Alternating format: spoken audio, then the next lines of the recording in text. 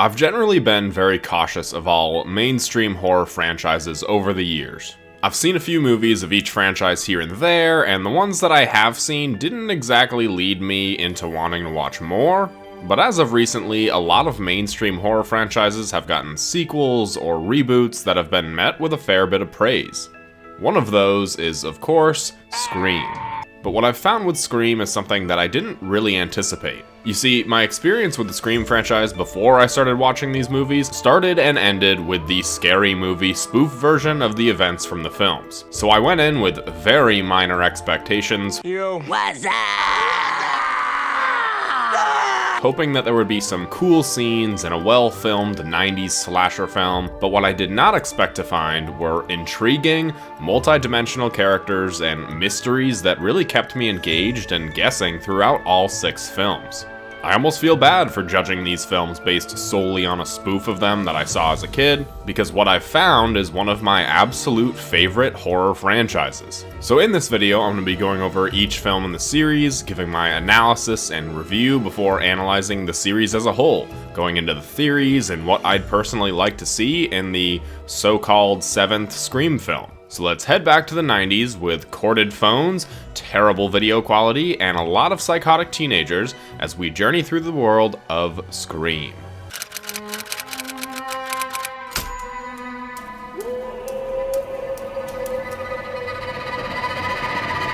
So like I said, I had never actually seen these movies before, but I was very familiar with this opening scene because of Scary Movie.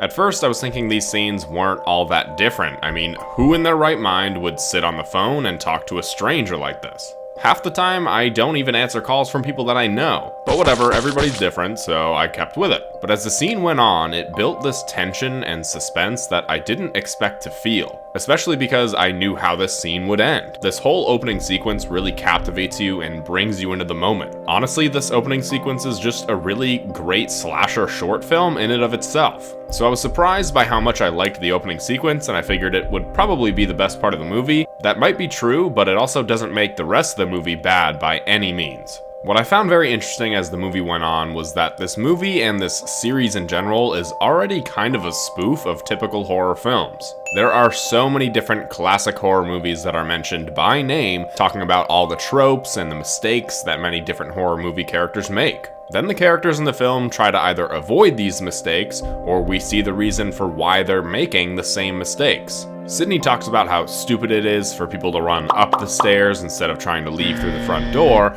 but then she's attacked at the front door and is forced to run upstairs. This movie is filled with these kinds of moments and honestly made me feel much more attached to the characters because we can see that they're trying to do the smart thing and avoid typical horror movie mistakes, but sometimes they don't really have a choice. I also didn't realize just how many people were in this film. And this is a continuous trend throughout the series, but the cast in this film is absolutely stacked. I knew that Courtney Cox was in these movies, but I didn't know that Matthew Lillard, or Henry Winkler, or Liev Schreiber were all in it as well. Like I said, this is a trend that continues across all the films. Each one adds in new cast members of pretty well-known actors. This is also more of a mystery film than a straight-up slasher horror film. There's some horrific moments, but they're very few and far between for a slasher movie. And that's completely fine with me because mystery is my favorite genre. I found myself asking what the motive for the killer could be, and whenever I thought I had the suspect correct, the film would immediately dismiss my theory. It's also funny just to see that having a cell phone back in the 90s could make you a suspect for something like this. This is funny now, but the film also has a great deal of funny moments that are purposeful. There's some great fourth wall breaking, like Behind you. Behind Gene. The horror, mystery, and comedy all combine really well, each getting their own time to shine, and not one genre taking center stage. Like I mentioned in the intro, these characters aren't just typical horror movie characters from all the ones that you've seen before. A lot of these characters have multiple dimensions to them, and I think that there's no one better to emphasize that than Courtney Cox's Gale Weathers. Gale has a very straightforward motive to get the best story, and she doesn't care what bridges she burns in the process. But there's also this backstory between Gale and Sydney that we don't initially know about, involving Sydney's mom. The way the backstory is explained is a really great scene and fun bit of writing because it's explaining what happened to her mom and why Sydney doesn't like Gale in a way to introduce the story to the audience and not just info dump some exposition. In a way, it is still exposition, but it's also very well written exposition. There's also her relationship with Dewey, and Dewey might be my all-time favorite character from this franchise. He's always getting the short end of the stick, and he's also your typical dumb horror movie character, but they lean into that so much so when he makes stupid decisions, you can just chalk it up to Dewey being a stupid character. What do I mean by this? Oh, I don't know. Maybe letting his sister and Sydney go to a party when there's a mandatory curfew, a killer on the loose, and when the sheriff told him to keep an eye on Sydney no matter what. Might be the worst decision by anybody, especially a cop in a horror movie, but it's Dewey, so it's alright. Also, Dewey just rolls up into the party in uniform with a bunch of underage drinkers and starts drinking with them. Was this how things were back in 1996? Because I can tell you right now, this isn't what happened to me when a cop came to my parties in high school. Anyways, it's time to talk about Ghostface. Now, I've been relatively spoiler-free up until this point, so if you've never seen the movie and you want to, well, maybe this isn't the video for you, but if you don't care about spoilers, then here we go. One of the things I loved in this film was just how much of an amateur Ghostface really is. You could tell very early on this was not some professional serial killer that they were dealing with. Ghostface gets kicked, thrown around, and just straight up missed many of his stab attacks on so many different occasions. This was a very interesting concept because we haven't really seen an amateur killer in any popular slasher movies before this, or at least I haven't. But this was also a clue as to who the killer, or killers, really were. Billy didn't do a very good job of making me care for him. At first, I was thinking that he was the bad boy with the heart of gold, getting falsely accused, but then he said this whole piece about how Sydney needs to get over her dead mom so that way she can sleep with him. And not only did that make me not like him, but it eventually worked on Sydney and she told him that he was right. But considering Billy is one of the killers, I guess that made complete sense. About halfway through, I guessed that it was Shaggy. We hadn't seen him since the killings at the party, and when he reappeared, it became very obvious that he was the killer, but the whole dual killers thing was a twist that I didn't expect. But having Gale come in at the end and Sydney reversing the roles on the killers was a really satisfying conclusion to a really great mystery horror film. I did not at all expect to like this film as much as I did, and I honestly look forward to multiple rewatches to see what I missed. 9 out of 10, a really great film. However, after watching Peaky Blinders, the continuous use of Red Right Hand was really jarring for me to hear. And speaking of Red Right Hand, I'm finding that it must be some sort of unofficial theme song for the franchise, because it's used again in the opening here. The opening is once again a break in the fourth wall scene, and really this whole film is, again, some sort of unofficial or maybe even official theme of the franchise. But the opening of the movie really captures the dark comedic tone of the film. You can either sort of chuckle and laugh at what's going on in order to avoid seeing how horrific the scene really is, and that's a really great balancing act that this film in particular does very well. This film continues to surprise me with its cast members. It also proves just how very 90s this movie is. You've got Sarah Michelle Gellar, Jerry O'Connell, and Josh Oliphant, just to name a few. And all four of these people were pretty huge back in the 90s. This film took the tropes and scenes that worked in the first film and really dialed them to 11 here. Yes, all sequels do this, and Scream is no exception, especially when it comes to the fourth wall breaks and meta humor. There's the scene in the film class talking about how sequels, and specifically horror sequels, what to avoid when it comes to sequels and how they can't be better than the original. There's also, of course, the scenes from the Stab movie that are recreations of scenes from the first film.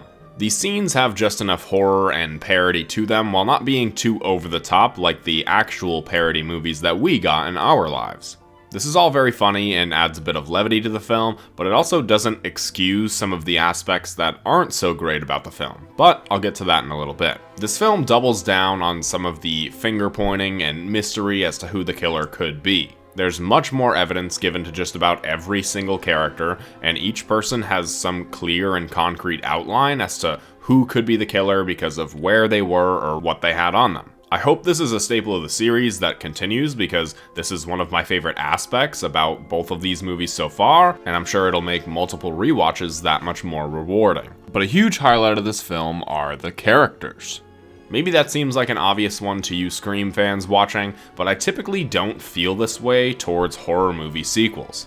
I found myself excited to see what all these characters were up to and what happened to them since the end of the first film. Typically with horror movies, I find it very hard to connect and care for anybody because I just know they're gonna die and not really have a character arc, or they'll just have a very shallow character arc that never really makes me care for anybody on screen. I think the only other two characters I felt this attached to in a horror franchise are Ed and Lorraine Warren. The characters, played by Patrick Wilson and Vera Farmiga, not the real people. There is a big difference there. But going into this film, I wasn't just wondering who was gonna die or who Ghostface was gonna be this time around. I wanted to see what happened with Gail and Dewey. I wanted to see how Sydney moves on with her life and what Randy was doing. So the continuation of these characters and how their lives are affected adds some actual stakes to the film because I already actually care about them. So this movie and this series is already like leagues ahead of just about any other horror franchise I've ever seen.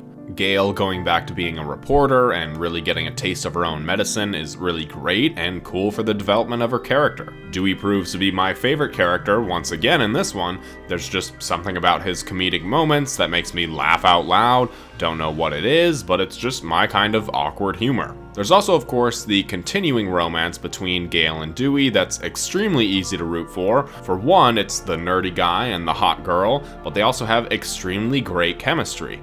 I wonder why that is. Dewey also gets the absolute brunt end of every encounter, and I truly feel bad for him, but he's also completely incompetent as a police officer. Ghostface is once again an amateur, which I feel like is going to be another staple of the series because if Ghostface is competent, then it's just like every other slasher film. But for a mostly incompetent killer, taking down two detectives is pretty impressive, or maybe these two detectives are just really bad at their job. Liev Schreiber, which I hope I'm saying that right, is really great in this film and really unsettling. You really feel like he could be the killer, or at the very least just not that great of a guy, but he goes on to have the best character arc in the whole film. Like I said, as much as this movie breaks the fourth wall and has commentary of horror movies, it's not perfect. There are so many opportunities that I'm yelling to unmask the killer or just grab the gun or just keep your eyes on the killer no matter what, and these characters don't do that.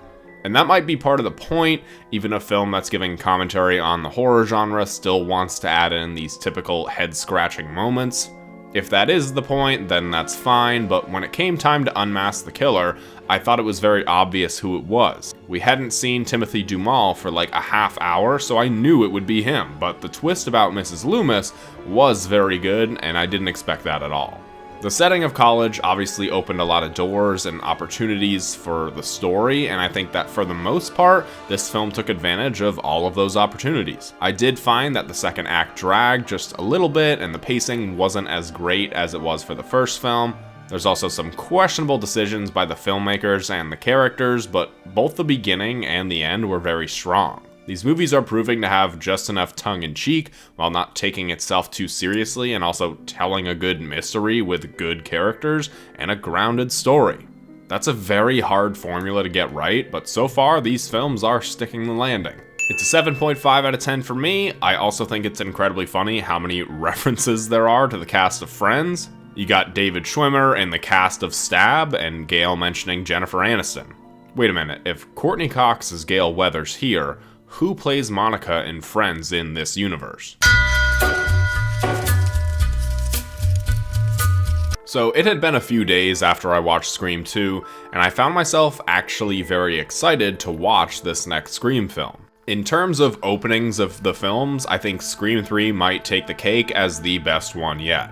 The openings are proving to be pretty disconnected to the rest of the film in terms of what characters you're seeing, and I knew that going in, but I thought that this would be a different time because we're seeing Cotton Weary. Killing off a character that you know and care for immediately raises the stakes, and it's exactly the opening that this film needed to have. This is the third film in a trilogy, and you have to raise the stakes on what came before it, and you have to tie everything together thematically by going back to the beginning. At least that's what the film tells us. We're reminded that in the third film, all bets are off, and all of these themes of a third and a trilogy are brought together in a meta way, but also a way that serves the story. A film set of the third Stab movie is of course very meta in and of itself, but it's a great way to revisit some of the themes and callbacks from the previous films. Just like Scream 2 did with a college setting, Scream 3 takes full advantage of every opportunity that a film set offers. The chase sequence throughout the house obviously calls back to the first one, is a very personal place for Sydney, and brings her back there emotionally, and has a lot of fun with the false doors and overall trickery of the filmmaking process. This also allows the story to go in interesting directions as well, like how there are 3 different versions of the script and they don't know which one the killer read and who it'll go after next. There's also the element of the voice changer that allows for some really good scenes because you just never really know who's on the phone. Yeah, it's not exactly how voice changers work. You can't just steal someone's voice, at least not during the year that this movie takes place, but as a plot device it adds to the story and the tension, so I can continue my suspension of disbelief. And in terms of the story, I think that this film has an incredibly strong story. Yeah, the film set and all the actors playing the real-life characters and interacting with each other is cool and makes for some funny moments, but the mystery behind this case is also, I think, the most interesting mystery out of any of the films so far. There's all this new story about Sydney's mom and what happened to her during her years that she was missing, and this is also all new story that was never mentioned beforehand. So I can see the criticism there if you have it, but this film also pokes fun at it by saying all bets are off, it goes back to the beginning, which in this story's case is Sydney's mom. The writing was also far better than the second movie in terms of the mystery and even the killer. We got a surprise cameo from Carrie Fisher,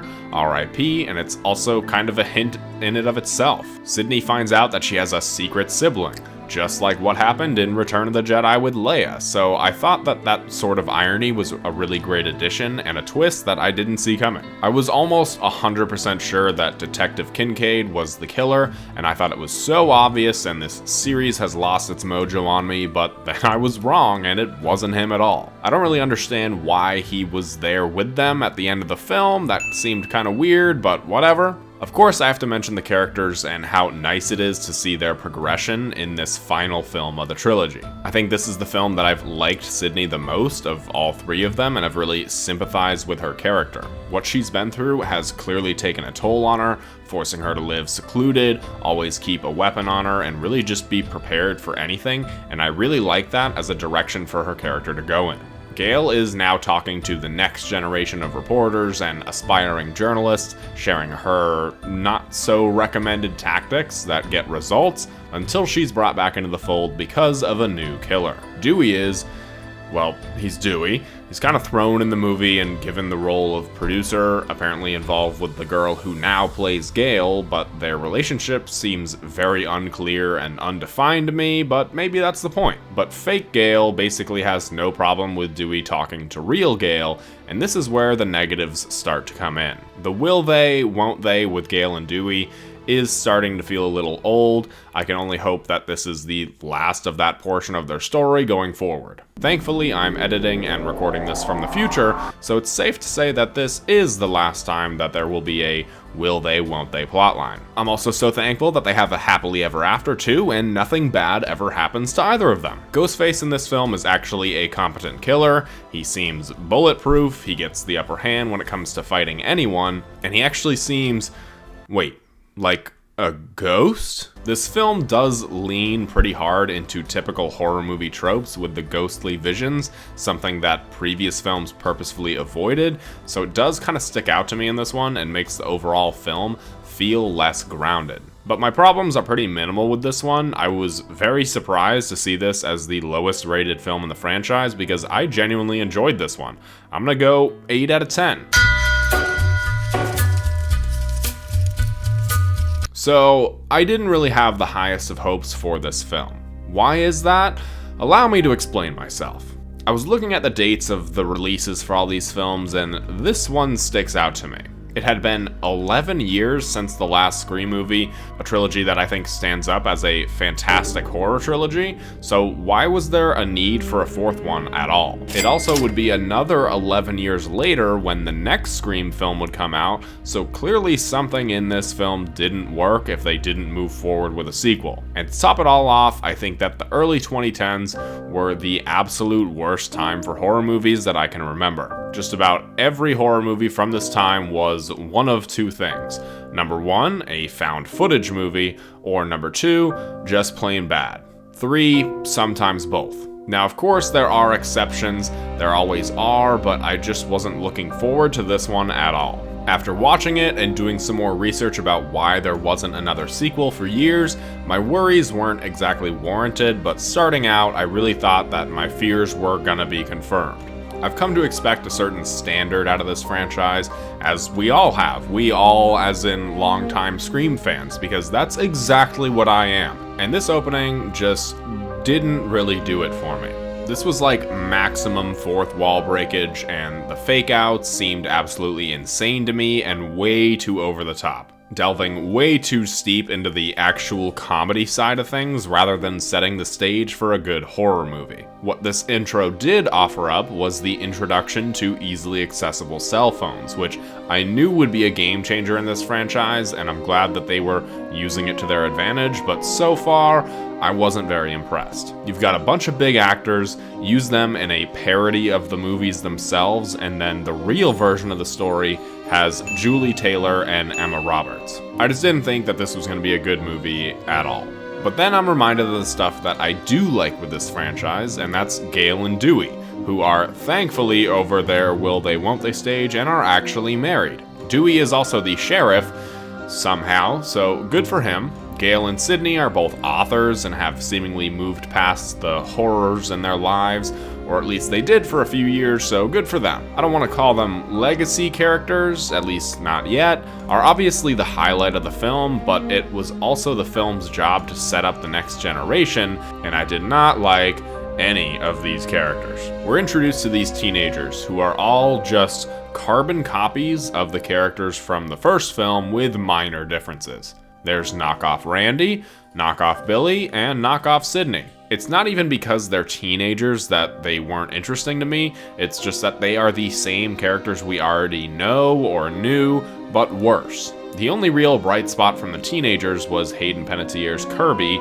She was genuinely smart and had a different personality from the rest, and I was actually saddened by her death. My death was greatly exaggerated. But as the movie went on, the story seemed to start getting much better, and it was far more in line with the quality of the first three films. I also noticed that this film was far bloodier and even gorier than anything that we had come before, and all the typical horror tropes and even character archetypes were being called attention to, so I give it a bit of a pass because they were doing all of this a bit intentionally. Dewey, the sheriff, continues to miss point-blank shots even when it's his wife in danger, and the end had a fairly good twist, and casting Emma Roberts in this role really worked in their favor. The rise of technology certainly played a huge role in this film, and even went on to be the main theme. They wanted to record all of this and put it out there for the world in order to get famous. It was especially well written for Jill to be the killer, having grown up hearing Sydney's name all the time and wanting the attention for herself now. I haven't mentioned this yet, but across all the films, something that they get right no matter what is the killer's motivation. It might seem small or petty or something, but psychos have a different way of thinking than everybody else, and no matter what, the motivation always seems to fit the character, so I'll give props and I hope that that continues. I was not looking forward to this film, and the first half hour or so really put me off of it, but when it found its rhythm, it was definitely a worthy sequel to this franchise. Still probably my least favorite so far, but even saying that, I recognize that this isn't a bad film. So 7 out of 10, would have given it a bigger score, but it didn't have Red Right Hand. Alright, we're on the 5th movie now, so naturally, if you look at all the titles of the previous films, then this one should be called just Scream. Okay, so if Scream 4 was a sort of reboot to the series, then what is this one gonna be? This is the one that I was actually very excited to watch. It's been a number of years since the last one, technology has advanced, horror movies are very in style now, and I was wondering if this one was gonna stay true to the slasher horror genre, or if it was gonna have that A24 vibe. And we see all of this right away in the opening scene. We get the meta commentary about new age horror films and new technology on display. Outside of this though, I was expecting a bit more out of the opening scene. It was well done, there's no denying that, and it's probably because I'm watching these one after another, so I keep expecting them to like one-up each other, but this one was very much a return to form and a callback to the original film, also titled Scream, and this opening is certainly better than the opening of Scream 4, but I was still expecting a bit more. Though she did survive, so that is at least a bit different. We're then introduced to the new band of characters. They're all very likable, especially compared to the new characters from the last film. They are each different than the stereotype characters that we've seen from the first 3 films. A lesson seemed to have been learned from the last film, and these are all fresh, new, and exciting characters. There's a great cast. You've got Jenna Ortega, who's becoming the new queen of horror, it seems. There's the lead singer of Wallows. A Chad, literally named Chad, and Huey from The Boys, easily the most likable, so I'm assuming he's probably going to be the killer. I wrote that before I saw the ending of this movie. Just wanted to point that out. This film also brings the air of mystery back into the franchise. Yes, these have all been somewhat mysteries, but there's even more layers this time around. Why does Sam see Billy Loomis? What happened to Gale and Dewey? And of course, who are the killers? And some of them are very emotional to develop new and existing characters. A lot of the Gale and Dewey stuff, especially their conversation, actually made me very emotional myself. I've probably said it a bunch in this video, but usually I don't feel anything for horror movie characters. But the Scream franchise is just different, and unfortunately, Dewey still makes the same mistakes, missing point-blank shots and opportunities, and he pays the price for it. Dewey's death was certainly sad, but I also completely saw it coming even before starting the movie. Dewey takes on the same role that Han Solo took in The Force Awakens, a nice bit of nostalgia bait, and raises the stakes for the new characters to take on the challenge. In fact, there's so much about this movie that reminds me of The Force Awakens, and they even call attention to that by mentioning requels and the rules that surround them. They also make a not-so-subtle hint at Rian Johnson's The Last Jedi. Oh yeah, the one the Knives Out guy directed, right? You know, I actually really liked that one. Of course you did, you have terrible taste. And this movie is structured the same as the first, with very similar third acts, just like The Force Awakens was to A New Hope. But this movie has really great commentary on slasher films in general.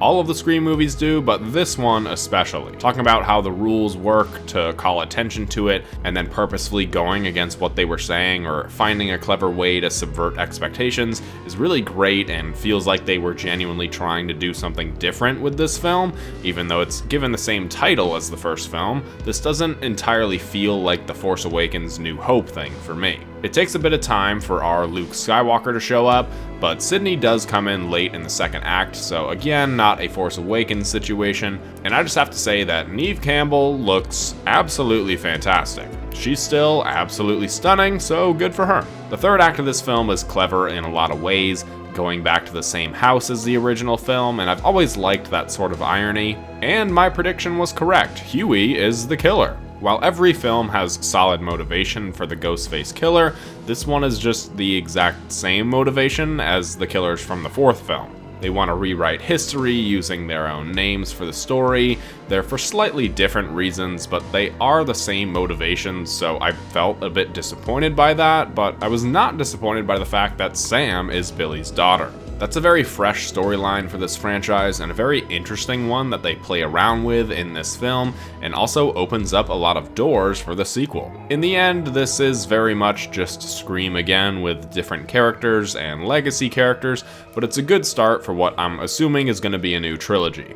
I'd give it an 8 out of 10, solid all around. Now let's hope Scream 6 isn't this franchise's last Jedi.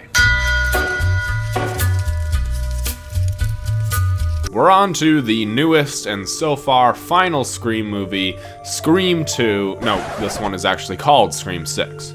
the only Scream movie so far to not have Sidney in it, which I can't lie, I was really disappointed with.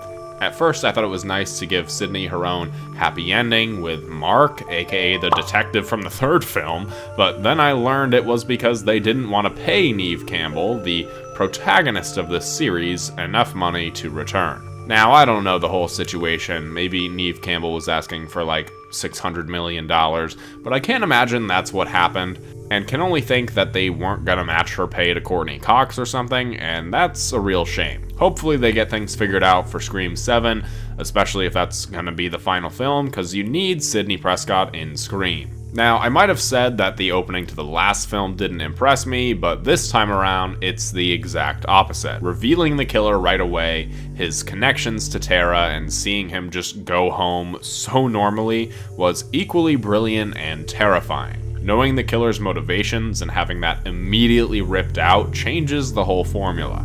This was a great opening, the best one since the third film for sure. So without Sidney, this movie relies on the new characters to carry it forward. It relies on the audience having grown enough attachment in the previous movie to care about what's happening, especially without Sidney or Dewey.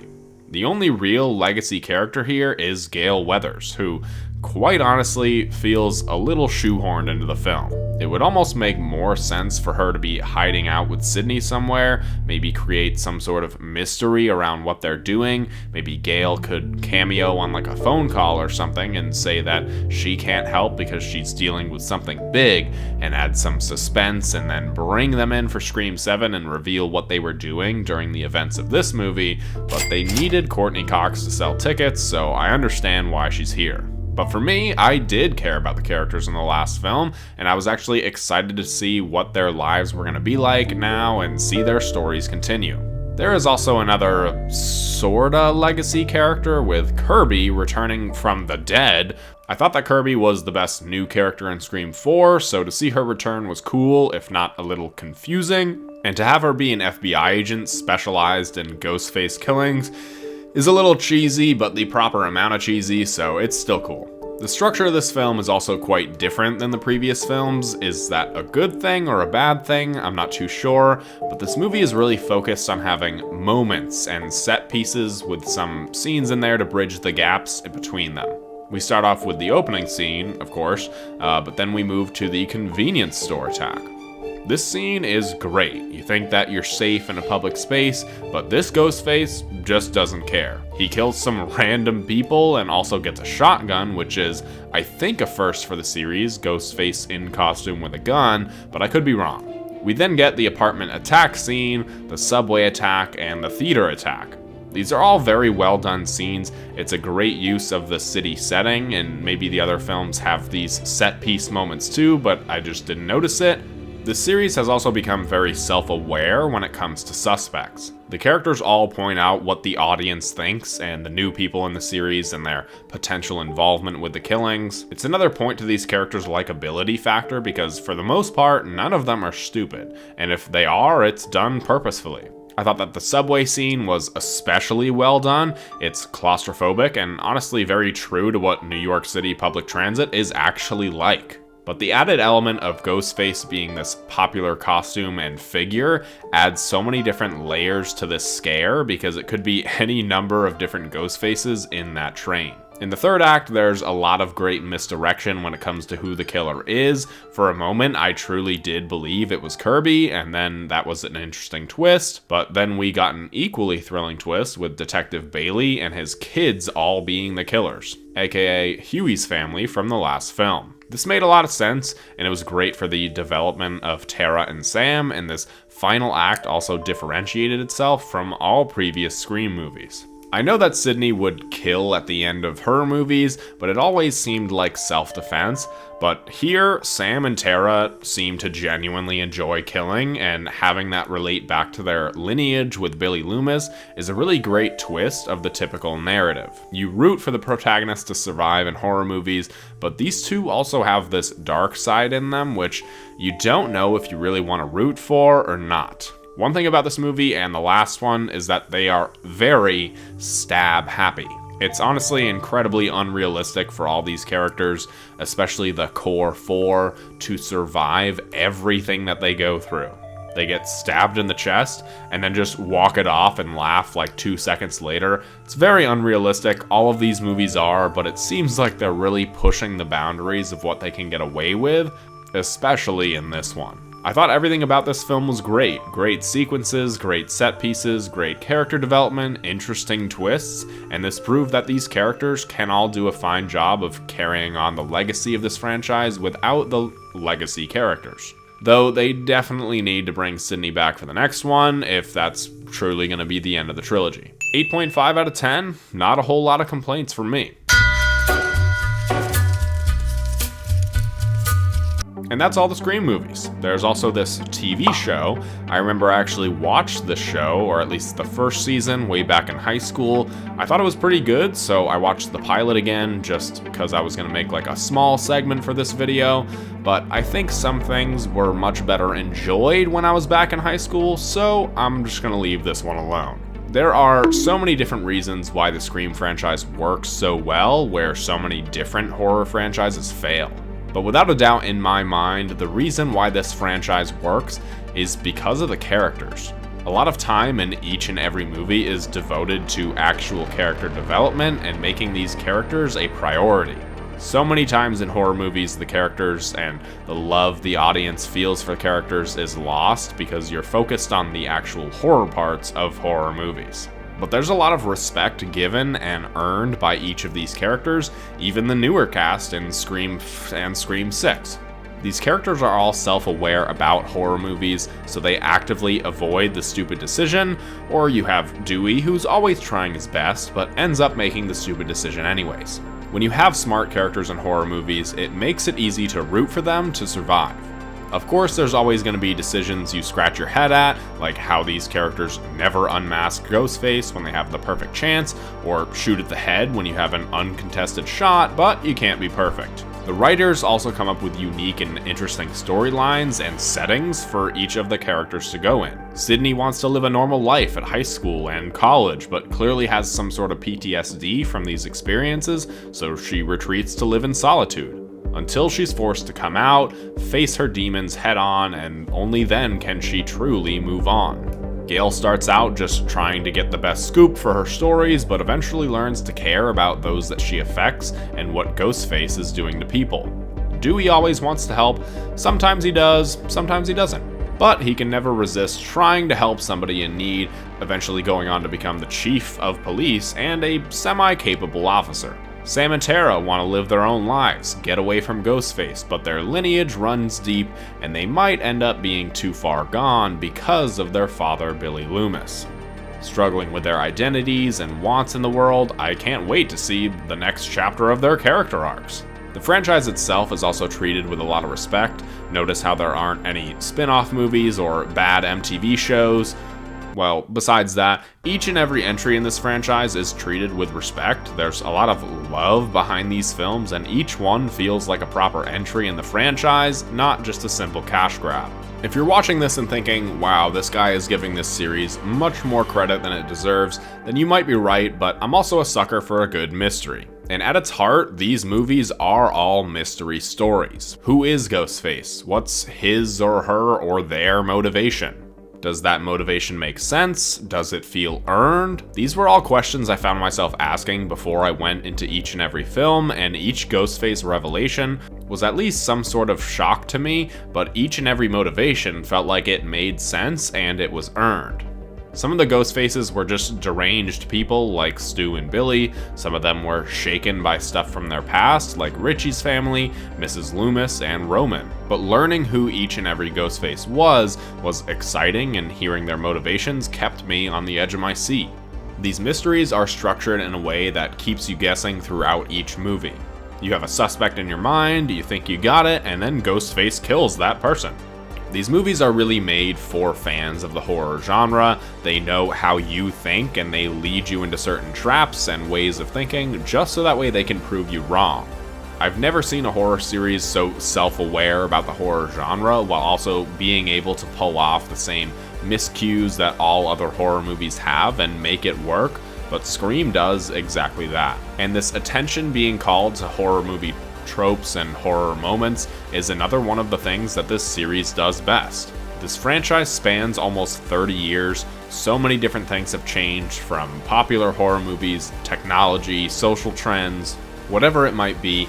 Each of these movies is like a time capsule back into that period of time. In 20 years, people will watch the opening of Scream 5, hear the horror movies that were popular, and make fun of them the same way that people poke fun at some of the older horror movies that we do now. But each film takes what's popular at the time of release and leans very heavily into it. In a lot of ways, these movies are incredibly dated, not because of the writing or the filming techniques, but because of the subject matter, and I think that's exactly the point. They did that on purpose, and almost 30 years later, they achieved what they set out to do.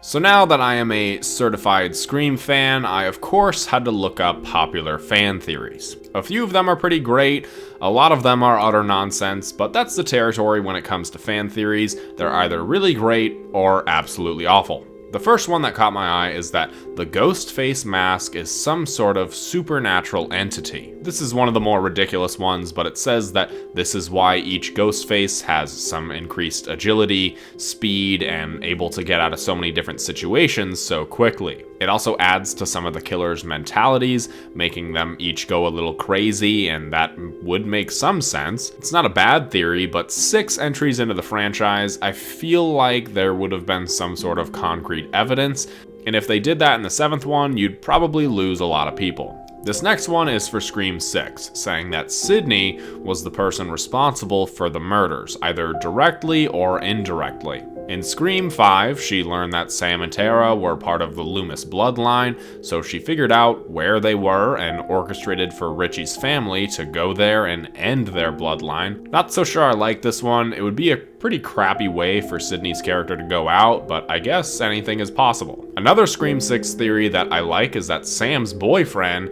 is a secret 4th killer from the film. Some of the reasoning is that he was the only one who saw Quinn's death, so he could be an unreliable narrator, and that the supposed plan was to frame Sam and Tara for the murders at the theater, but they killed all 3 of the killers, so his plan never came to fruition. I kind of like this one. It all depends on what his motivation behind this would be, but if this were to be like the actual plan in Scream 7, I think that'd be really cool. Each and every killer so far has been introduced in the movie that they were the killer in, so to have another character from beforehand turn out to be a killer would be a really interesting twist and new territory for the franchise.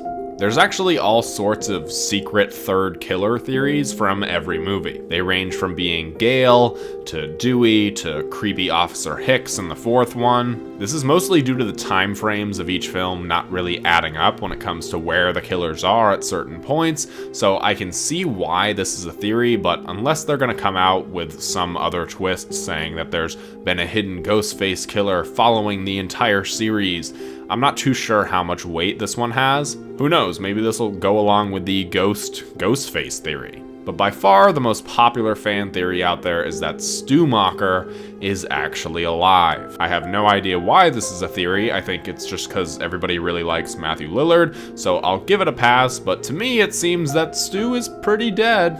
I don't think there's any way he'd ever come back unless it was some sort of Billy Loomis vision type thing.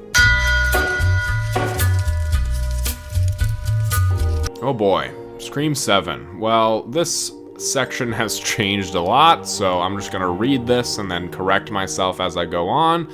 So what do we know about Scream 7 so far? Well, it's happening still, maybe not. There was a new director who dropped out. Melissa Barrera was fired. Jenna Ortega says that she's not doing it anymore because of scheduling conflicts. So I had a lot of different thoughts on what Scream 7 could be about, but without the 2 leads of the film, I'm sad to say that I am actually not really looking forward to this film anymore in its current state. I think this might be my fault, everyone. The moment that I get involved with the Scream franchise, all this happens, so blame me, it's alright. As for what I'd like to see, number 1, I want to see Sidney make a return. If this is the final Scream film to round out this new trilogy, it only makes sense for Sidney to be in it, not just a cameo either, but a full-fledged appearance needs to happen. I also want to continue continue to see these certain subversions of the franchise that we saw in Scream 6. Revealing the killer in the opening minutes was a really great twist and added a lot of stakes to the story, and a lot of the sequences were really well done. But above all else, now I want to see Jenna Ortega and Melissa Barrera come back. I want to see some sort of conclusion to the Sam and Tara Billy Loomis connection. Are they going to go full on and have one of them become a killer? I'm not so sure about that, but they need to decide on either going all in or have them forget about their bloodline and move on. I know that Sam dropped the mask at the end of Scream 6, but these girls have some issues. They liked killing, so maybe Tara ends up being the secret killer, and there's this showdown between the sisters, one of them good, one of them evil, both of them trying to convince the other to come to the other side. Something really strong and emotional like that is what I'd like to see. Or I also liked that theory that Sam's boyfriend is a secret Ghostface. If someone from the past ends up being Ghostface, that would also be really great. I'd also like a new setting. Maybe they could lean even further into the horror genre and have like the core four and a few others go on vacation in the mountains or something. They get snowed in, very Until Dawn-esque, and you can even have Hayden Panettiere there and she could make some sort of meta joke about Until Dawn. So they know that one of the killers is there with them with no way out, and I think that could open up some cool new possibilities. We've seen so many different settings and how this franchise subverts our expectations every time, so I think leaning into the genre like this would be a cool new opportunity to see what the writers have up their sleeves for these characters. And I think our characters would be smart enough not to go on vacation in the secluded wilderness somewhere, but maybe if it's a situation that they're somehow forced into or accidentally fall into, that would work. But those are just my thoughts on the entire Scream franchise. Let me know your thoughts in the comments down below, and if you enjoyed this video, make sure to leave a like and subscribe for more content like this. If you do, then I'll see you in the next one. Yeah.